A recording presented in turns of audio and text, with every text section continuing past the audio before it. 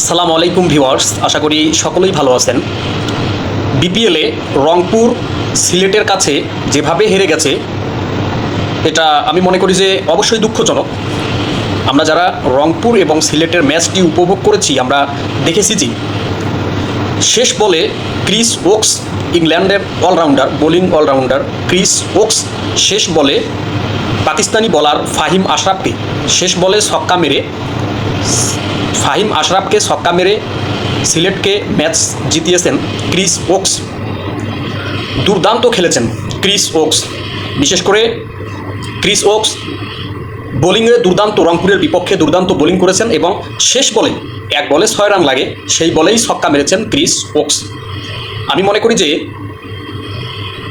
রংপুর এবং সিলেটের ম্যাচটি রংপুর যখন 112 রানের টার্গেট দিল সিলেট সিক্সার্সকে, তখন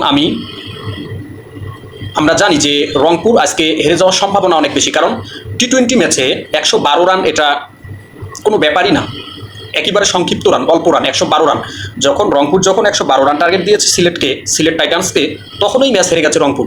কিন্তু মিরপুর শেরেবাংলা স্টেডিয়াম, এটা হচ্ছে যে বোলিং পিচ, যে পিচে খেলাটি হয়েছে আমরা দেখেছি যে এটা হচ্ছে বোলিং পিচ।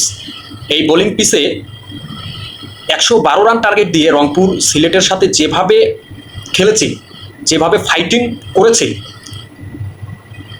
শেষ পর্যন্ত রংপুর জেতার কথাই ছিল। ফাহিম আশরাফ যদি, Pakistani allrounder, bowling allrounder Fahim Ashraf শেষ বলটা যদি ইয়র্কার বল করতো, তাহলে রংপুর নিশ্চিত জয়লাভ করত।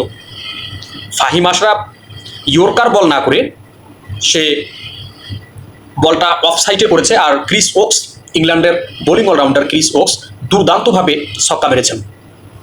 লাস্ট বলে ছক্কা মেরে রংপুরকে হারিয়েছেন সিলেট টাইটান্স।